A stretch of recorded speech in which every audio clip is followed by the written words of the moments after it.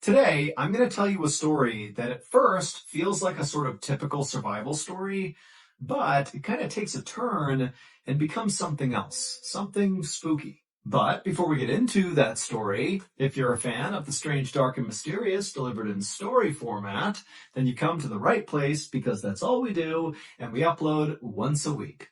So if that's of interest to you, please offer to mow the like button's grass, but do it in a totally disorganized fashion, leaving huge chunks of uncut grass. Also, please subscribe to our channel and turn on all notifications so you don't miss any of our weekly uploads. Okay, let's get into today's story.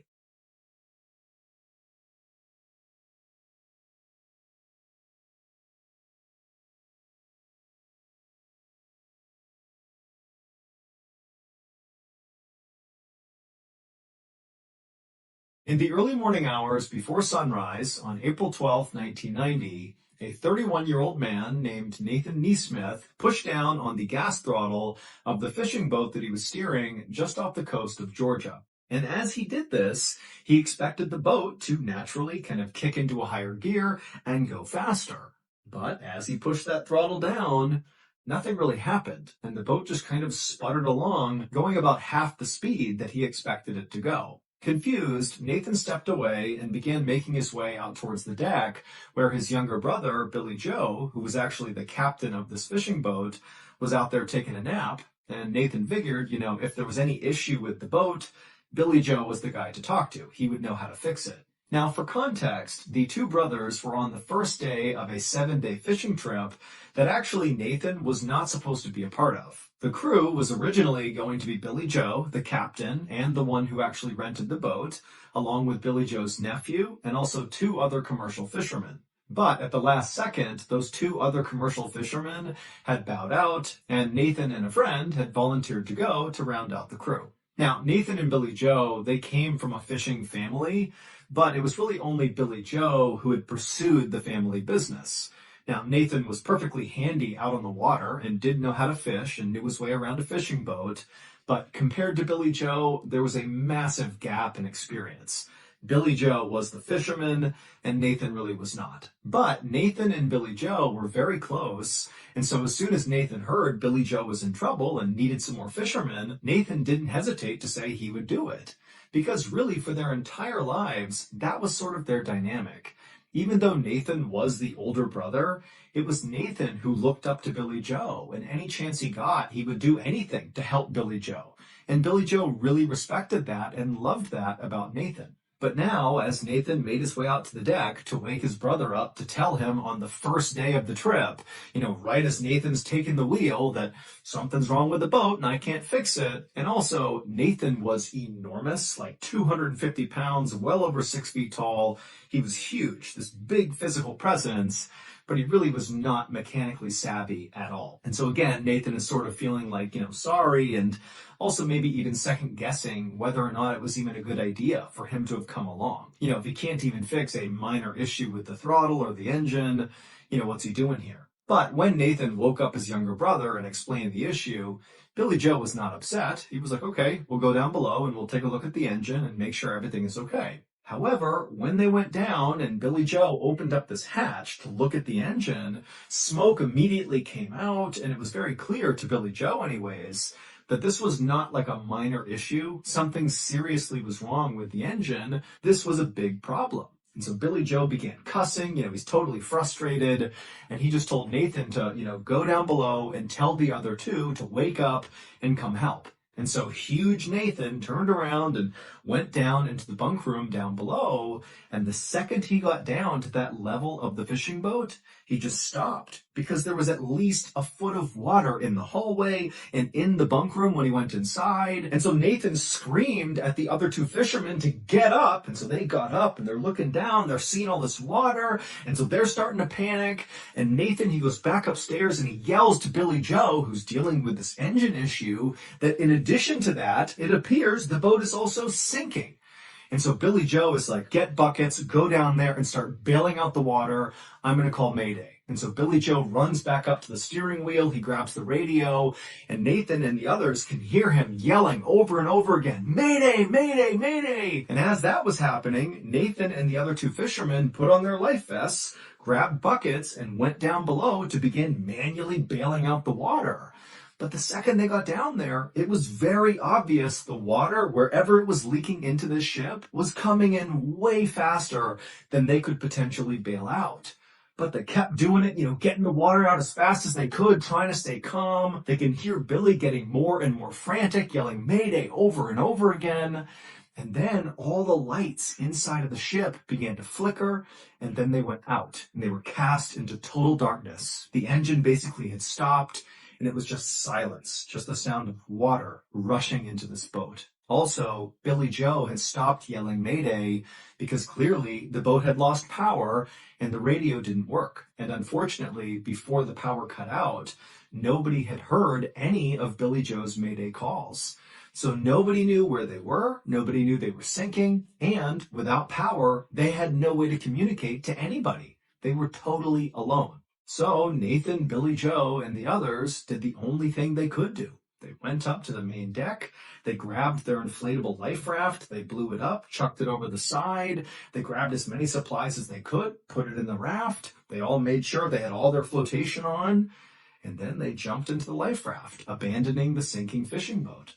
Now, once all four men were safely inside of this life raft, they were not as panicked as you might think they would be, because they had put enough food and water in this raft to last them at least several days. They all again had their life vests on, so proper flotation. And even though nobody responded to those Mayday calls, it wasn't impossible to think that maybe somebody had heard the Mayday calls and they just had not called back. Maybe there was a rescue operation coming to their location right now. They didn't know. But it felt plausible that they could be rescued. They would just need to kind of ration out their supplies and stay optimistic. However, their optimism quickly faded when, after only being in this life raft for 30 minutes, right as the sun was starting to come up, Nathan began to hear a strange sound. It was coming from somewhere in the life raft. He couldn't quite place the sound, and so at first he kind of tried to ignore it, but then he noticed the life raft was becoming softer.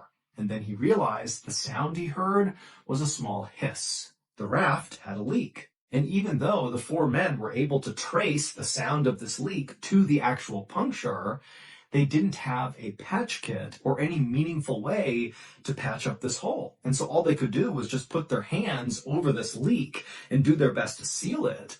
But it didn't stop the air from coming out. It just delayed it. And so over the next hour, again, as the sun is just coming up on the second day of their big fishing trip, the raft finally completely deflated, and all four men were suddenly bobbing in the freezing cold ocean, surrounded by the wreckage of their sinking fishing boat. And so eventually, the men grabbed the biggest piece of wood from the wreckage that came floating by, and it was buoyant enough that it kind of served as like a makeshift raft, but it wasn't buoyant enough to hold all four of them at once, which meant, they had to take turns resting on this raft, and then they'd have to get back in the ocean and kind of wait their turn again. Totally miserable. And as this was happening, they just stared at the hull of their sinking fishing boat that was still poking up out of the ocean, just drift farther and farther away from them because the current was pretty strong.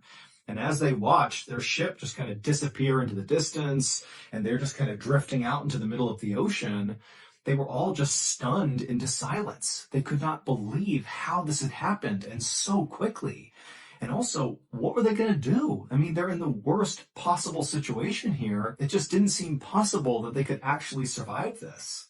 Now, for reference, even though the men had salvaged a lot of their food and water from the sinking life raft, and they had their flotation devices on, that didn't protect them from hypothermia. It wouldn't matter if it was super warm outside. What mattered is the ocean was really cold. And because they couldn't stay on that raft, they had to keep cycling through, going back in the ocean over and over again. It was just a matter of time before they would get hypothermia.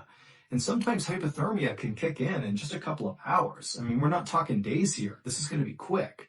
And all these guys knew that. And so as these men were forced to have these really morbid discussions around who's going to stay in the water and who's going to stay on the raft, Nathan made a drastic decision. Nathan, being by far the biggest physically out of the four men, he knew that if he wasn't there right now, the other three could easily fit on their makeshift raft and stay out of the water, delaying hypothermia, thereby increasing the odds that they got rescued. And so Nathan did what he always did, and he turned to his younger brother, who he looked up to so much, who he just wanted to help all the time. And Nathan told him, I'm going to swim to the wreckage. I'm going to swim back to the hull of our sinking ship, and I'm going to fashion my own makeshift raft. That way you guys can have this one, and I'll have my own, and we can all get out of here in one piece. Now, keep in mind, it was fairly obvious that the hull of the sinking ship, which was barely visible near the horizon, was at least 3 miles away just from their own rough calculations. So this is a monster swim to get to that. And so immediately, Billy Joe and the other three were like, no, that is a suicide mission. You cannot do that. Do not swim to the hull. You're not going to make it. Now, just to give some additional context here, if you're not familiar with just how challenging swimming in the open ocean is, I'm going to give you my limited experience. So when I was in the military, we had to do one 5.5-mile open ocean swim. And then also we did a whole bunch of 2-mile ocean swims. And even though we were allowed to use amazing wetsuits and fins, we had a swim partner with us. We had the land nearby to use as a reference to make sure we're going the right direction. We had food, we had water, we were in great shape. Even with all of that, open ocean swims are miserable. You get all this salt in your mouth and your nose, you start cramping and chafing. I mean, it takes hours and hours and hours to swim some of these distances, and you're constantly fighting against the waves. I mean, it is an absolute chore swimming in the open ocean, again, even with all the right stuff in place. And you gotta remember, Nathan is this big guy, he's got this big bulky life vest on that's gonna make it hard to swim. He doesn't have fins, he doesn't have a wetsuit, and he's got no landmarks around him, to make sure he's going in a straight line. Typically, when you're swimming in the ocean, you're constantly looking at the land or some other landmark to make sure you're going in the right direction. He wouldn't have had that. And also, it's this unknown distance he's covering, and there could be predators in the water. I mean, there's so many barriers here that basically there was like a 0% chance this swim would be successful. But Nathan totally understood what he was really doing here. He didn't really know if he was actually going to make it to that boat. Frankly, that was not really the point. What he was really doing was choosing to sacrifice himself to potentially save his brother and the other two. And so even though they were telling him, do not go, do not swim in that direction, you're not going to make it, Nathan just turned to his brother Billy Joe and said, I love you. And then he turned and began swimming.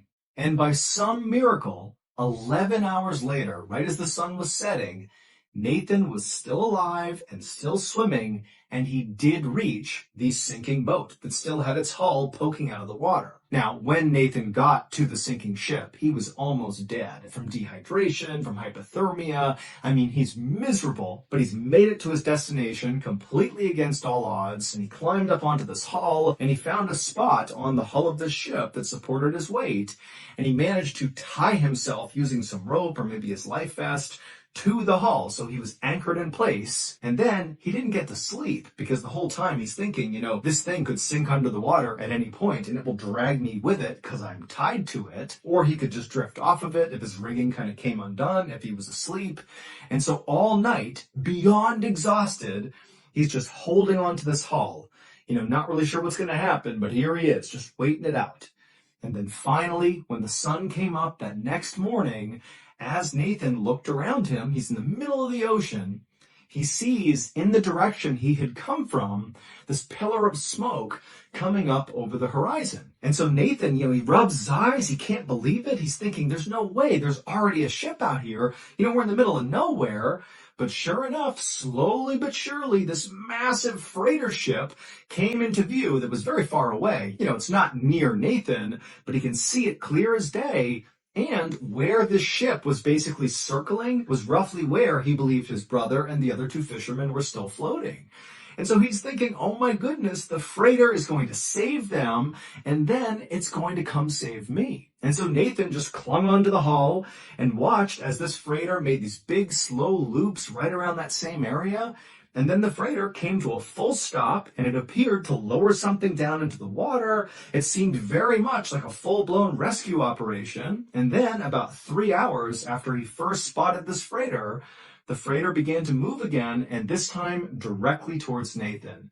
Nathan was so relieved he could practically cry. But instead what he did is he thought, they're going to be here in a minute. I'm finally just going to close my eyes and go to sleep. And so he put his head down on the hull, looked one more time at the freighter, and then closed his eyes. Now, Nathan would be rescued, but it would not be by that huge freighter ship. Nathan eventually had opened his eyes after closing them for a second, and he saw this freighter that had been coming straight for him, at some point had kind of deviated and gone in the wrong direction and then vanished over the horizon, never to be seen again. And it would take 3 more days before a separate ship happened to find Nathan. They scooped him up and they rescued him. But even though Nathan had been really crushed when that freighter had gone the wrong way, he held on to this idea that, that freighter had clearly rescued his brother and the other 2 fishermen. And certainly, even if they couldn't find him, they would go back and they would tell the authorities that Nathan is out there. He swam back to the hull of the ship. We got to go find him. And so certainly a rescue effort would be on the way. And it was true. A rescue boat had come out and found Nathan. So everything seemed to be tracking. And when Nathan woke up inside of his hospital room back on land, his friends and family were all by his bedside and he's looking around. He can't believe he survived. And the first thing he asks is, how's my brother? How are the other 2 fishermen? And why didn't that freighter pick me up too? And at this, all the people in the room just kind of looked at Nathan with a very confused look on their face. And eventually they asked him a question that made Nathan burst out in tears. They said, what freighter? It would turn out Billy Joe and the other 2 fishermen were still missing at this point, and nobody had heard a thing about some big freighter in the area. As far as anybody knew, at least in Nathan's family, that freighter ship did not exist. The search for Billy Joe and the remaining 2 crew members went on for weeks and weeks, and while the active search out on the ocean was going on, the Coast Guard and police were searching through every record they could possibly find of basically any ship that was even roughly in the area where Nathan and the others had been. But despite looking everywhere, there was basically no sign that any ship of any kind had been there beyond the rescue operation that eventually scooped up Nathan. And so again, it seemed very likely that that freighter ship didn't exist. And, it was possible that Nathan, in his very deteriorated state, had maybe hallucinated it. Although Nathan was adamant, he definitely saw that ship. It did not feel like, a multi-hour long hallucination. It felt like he was watching a ship. He was sure of it. But again, there was just no proof. And so nobody knew what to think of that. And then eventually, even though there was this huge search going on, there was just no sign of Billy Joe or the others, and so eventually the search was called off, and unfortunately, the presumption was Billy Joe and the other 2 were now dead. 5 months later, on the afternoon of October 5th, 1990, the phone rang inside of Nathan's sister's home. Now, by this point, the victims' families had all tried to sort of restart their lives following this tragedy, but deep down, none of them could truly accept that Billy Joe and the other 2 fishermen were just gone. They just couldn't do it. It was too soon.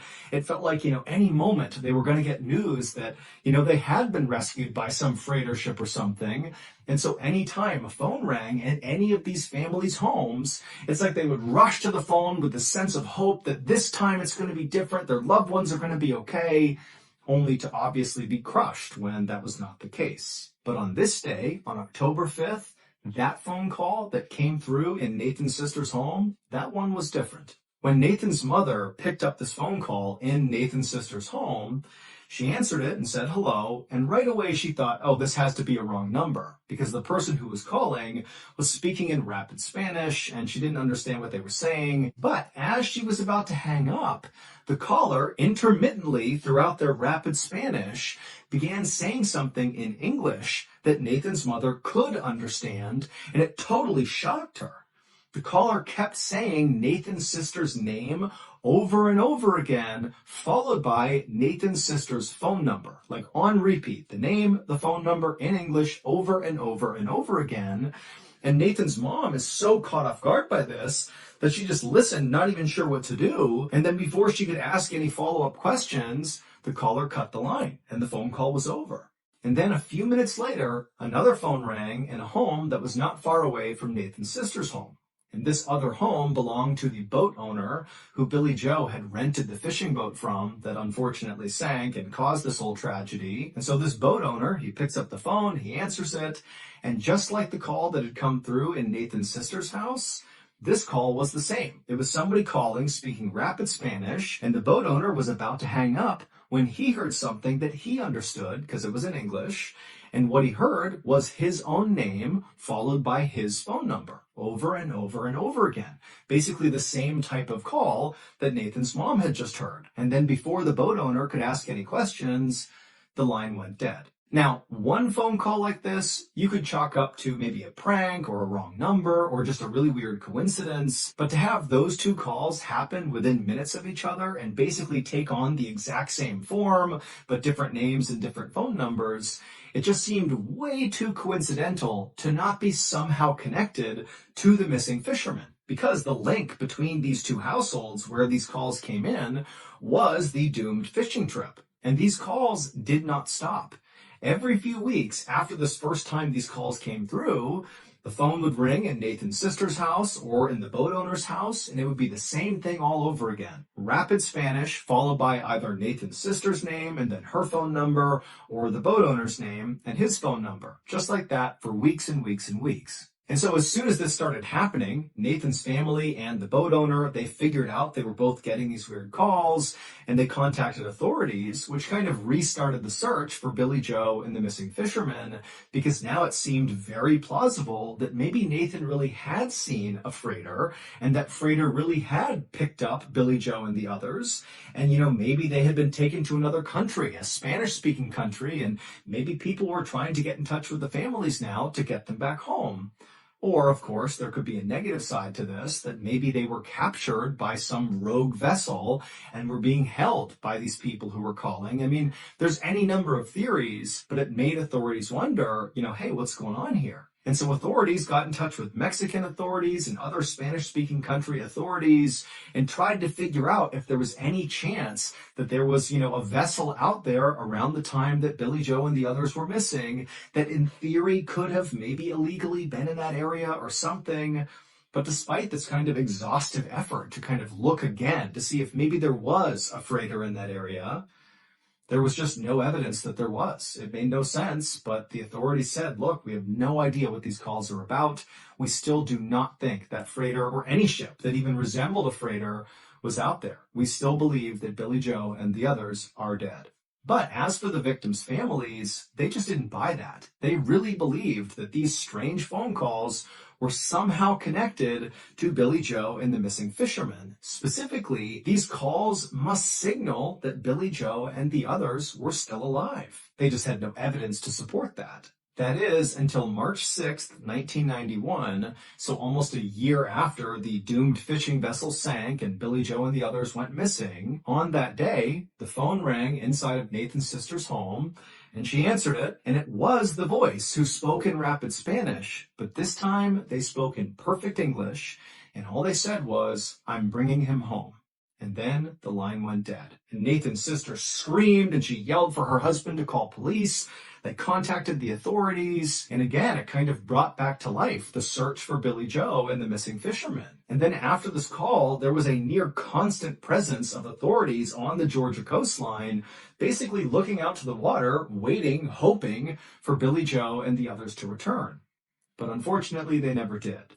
And following that last phone call where the caller spoke in perfect English and said, "I'm bringing him home," after that, the call stopped. And so to this day, no one has ever been able to actually figure out what happened to Billy Joe and the other two fishermen.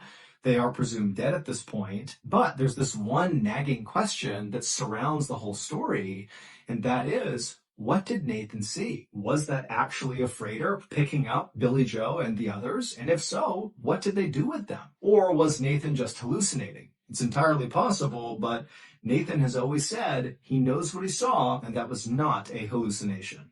As for the families of the victims, they still firmly believe that their loved ones are still out there, and someday they will come back home, and the families just hope they're alive long enough to be there for the reunion.